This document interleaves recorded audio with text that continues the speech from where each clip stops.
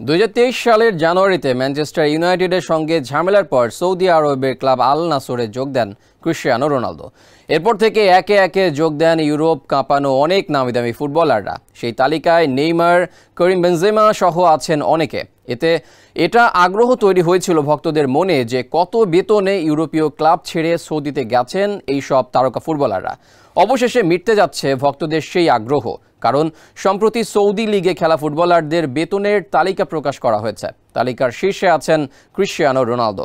আল নাসর থেকে বছরে 20 কোটি ইউরো বেতন পান পর্তুগিজ কিংবদন্তি। দ্বিতীয় স্থানে থাকা নেইমারের বেতন তার অর্ধেক অর্থাৎ সমান 10 কোটি টাকা করে পান ব্রাজিলিয়ান তারকা ও ফ্রান্সের বেনজেমা।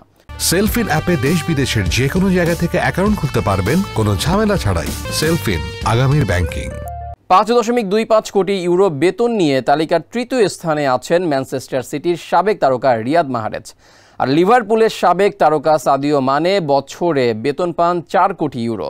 গুঞ্জন রয়েছে আগামী মৌসুমে আরও অনেক ফুটবলার যোগ দিতে পারেন সৌদি লিগে।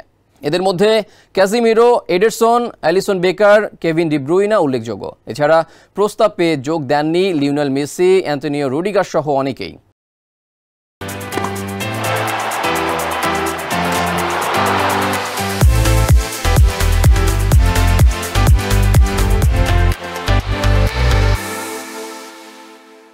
খেলাধুলার আরও খবর জানতে চোখ রাখুন কালবেলার ফেসবুক পেজ এবং ইউটিউব চ্যানেলে।